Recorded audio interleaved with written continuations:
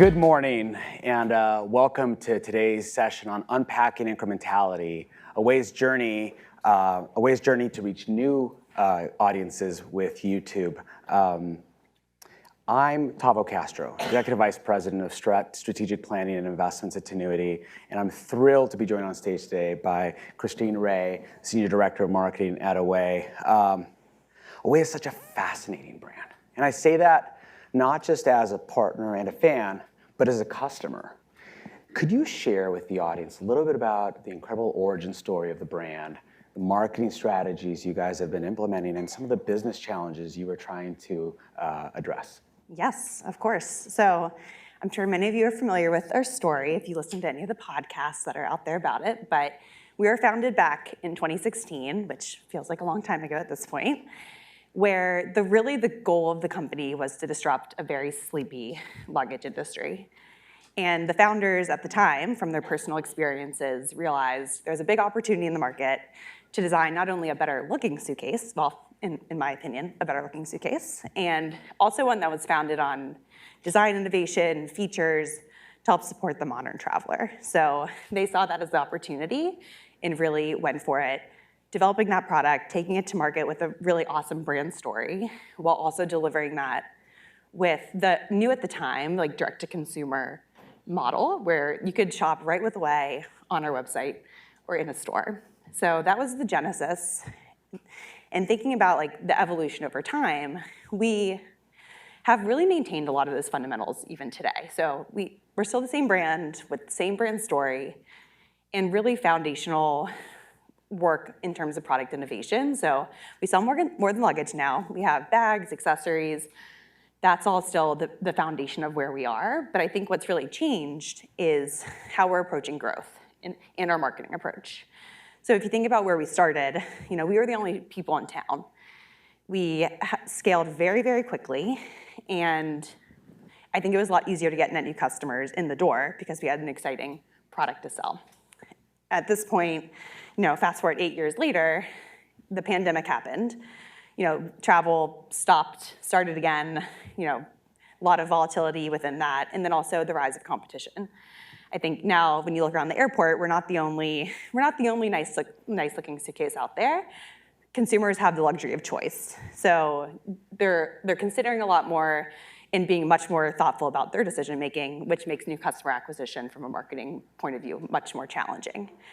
So as we grow on our team, so our team's focused on new customer acquisition holistically for the business, we have to think about how do we grow, but not just growth at all costs, but grow more with a focus on incrementality and efficiency. So that's where we are today, really finding that mix of channels that works best for scaling, finding net new audiences, and then ultimately driving efficiency, because that's, as a more mature company, where you're really focusing. That makes sense. And reaching new audiences is incredibly important to obviously finding those new customers and driving that incremental growth. And obviously when you think about reach, you think about, it's natural to think about the big scaled platforms that are out there. And I think as all of us have probably been hearing over the last couple of weeks, the new fronts and as well as at the upfronts, everybody's becoming a platform, right? The kind of the traditional usual suspects, but as well as like now Disney is a platform and now NBC Universal is a platform. Can you help me understand a little bit like what led you to exploring YouTube as a platform specifically? Yes, so YouTube, just went to a YouTube event last night, so they brainwashed me last night as part of that, but it really is just too big to ignore. I think if you think about all the big marketing channels, you have the paid social, the Metas of the world, you have other really scalable channels with like linear TV back in the day, and then YouTube is something that is just as big, where it kind of snuck up on us. I feel like you think about Google holistically, but maybe not YouTube as being something that you would really scale as an advertiser, but there's so much opportunity there. And I think the other piece is that, the audience that you're looking for is likely gonna be on YouTube. I think that's the beauty of it. And what I think we've learned, or trying to learn, is like, is YouTube gonna drive a net new customer audience that we aren't reaching anywhere else? Like, are we not reaching these people on our social platforms or any other channels? So like that's what we think YouTube can drive. And the added benefit of YouTube is that it's within Google. So if you're a brand with an existing Google program, it's likely that you can keep all that signal within that same platform. So if you're driving video awareness or whatever you might be doing within YouTube, you're gonna get that direct benefit in the audiences and the measurement that you know and love from Google within YouTube too. So it's like all within that one ecosystem, and that's super powerful. So from an opportunity standpoint, YouTube is huge. I think flip side of that is it's also very scary to test. It's so enormous. It's like, where do you begin? Or at least that's how I felt with it. And I think that's where the genesis of this conversation really comes from, is where do you get started and how are you confident that this is gonna work? And that's kind of how we started off on our journey, is like, you just gotta find a place to start and get your foot in the door and start testing. And I totally get it. Like, with so many different strategies, tactics, capabilities, all sitting within this walled garden. Although somebody today tried to convince me, like, well, we're not a walled garden, we're more like a hedgerow. Anyways, I was like, listen, it's a walled garden with its own data, its own algorithms, and its own identity graph. It really creates some unique measurement challenges. But in a future where it's going to be dominated by platforms, I think it's mission critical to identify those measurement challenges and overcome them. And to your point, connect the dots between, like, yes, we're reaching new customers, but what kind of incremental growth and actual business outcomes is that driving?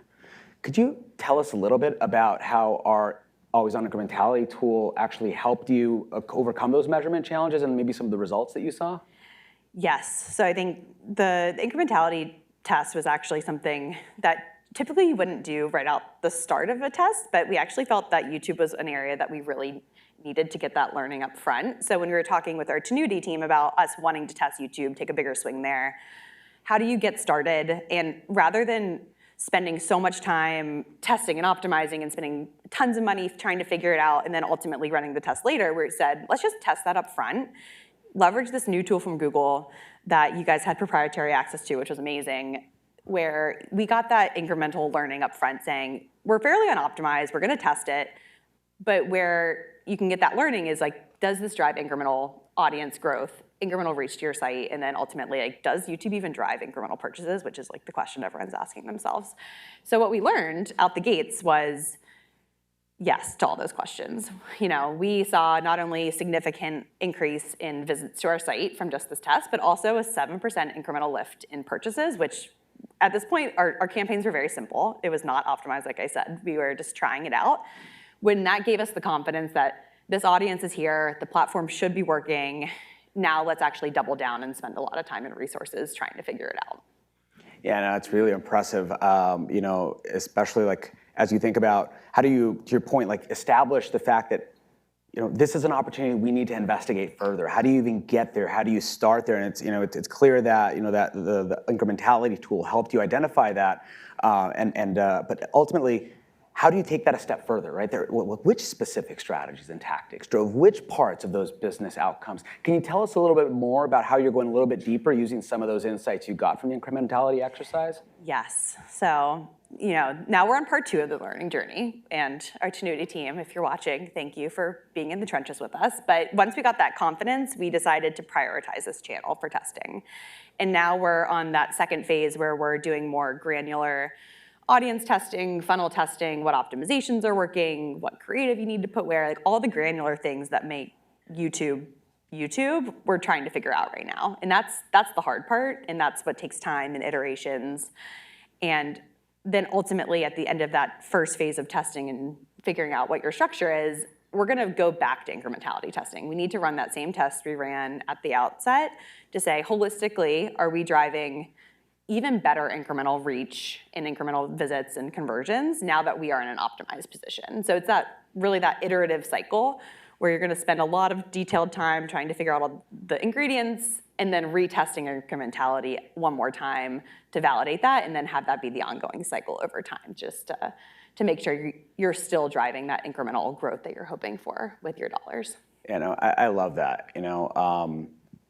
It's so important that when you're dealing with these powerful, complex platforms, that methodical, data-driven approach to really trying to sift the signal from the noise is so incredibly important.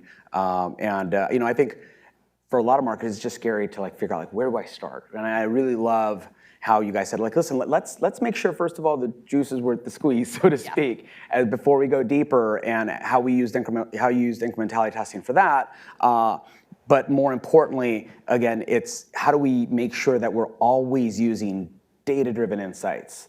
And I'm inspired by how you guys have been doing that in order to identify the places you can drive innovation and growth. As we're wrapping up, I'd love for you to share with the audience, like, what are some key takeaways you want them to take away from what you've experienced? Yes, so I think reflecting on kind of this test in particular, which is very translatable to all, any testing you do as a performance marketing team, is really first and foremost figuring out your testing framework. I feel like, as a performance marketer, it's part of your job to just figure out new channels. Where do you need to go next? How do you continue to iterate and pivot depending on where the ad market's going? So testing's not going to go away. So to invest time thinking about, for your brand in particular, what's that repeatable testing framework that you can use over and over again? And maybe it's including measurement up front. Like, what are those KPIs that you're looking at? How much do you need? How can you figure out a way to test something where you don't need to spend all your dollars in the testing phase, but the least amount of money possible to get the most learnings you can out of something? So that's what I would encourage everyone to think about for themselves, first and foremost coming out of this. I think second is using, measurement as your friend. I feel like measurement is such like a buzzword these days in performance marketing, but it's really real in terms of you need to have multiple sources of truth to figure out if something's working. So, speaking from our personal experience, we use platform data and our first-party data to do more micro-optimizations. You use your MTA or your MMM to figure out like how a channel fits in your broader portfolio. And then ultimately, you're using incrementality testing on top of all of that as this other like pillar within your universe of measurement, where to get that overall like program holistic view, if I wasn't showing this ad on YouTube, would it drive an action? Like, that's really what you get from incrementality testing that those other tools probably wouldn't be telling you as specifically. So it really is employing all those different aspects of measurement into figuring out if your dollars are being spent in the best places. So that's number two. And then to wrap up with the third, I think it's really having good partners. I think, no brand has the perfect experience. I certainly don't. We're like one person, one team. We've haven't tested YouTube before. So using, we're lucky to have Tinuiti as an extremely strong partner who they've done this before. Like, we are not the first people to test YouTube within their team. So using their expertise to come up with that starting point was extremely valuable. And their relationships with Google too, like having access to the proprietary beta tools that we never even heard of before is just such, an asset to us as a business and helps us move really quickly on things rather than, if we had to do this internally ourselves, it would have taken us months and months and months to figure out. So really being able to have partners that allow you to accelerate learnings is extremely valuable to our business, and I'm sure all other advertisers who are part of your team. Yeah, no, and it has been an amazing partnership. And while we have a lot of experience with incrementality, every single client's business is different, right? Every single category is different. So, love kind of the idea of these repeatable constructs that we can measure against, that we can take those learnings, we can compare those learnings to what we see in other platforms, right? And really understand what's driving things from a marketing perspective. Wanted to say, first of all, thank you for sharing these incredible experiences. It's so important that we think about how we connect the media that we're buying and the measurement that we have together, and ultimately, using that to find ways to continue to optimize and grow your business. And obviously, our incrementality tool is critical to helping unlock that relationship between the media that we're running and the impact to your business. So thank you so much for the time today. And speaking about unlocking hidden insights, our next session, Tinuiti will be bringing up our partner Meta to talk about how we help unlock the hidden impact of brand equity on outcomes. But thank you guys so much for the time today. Thank you, Christine, for the time. Thanks for having me. Really appreciate it.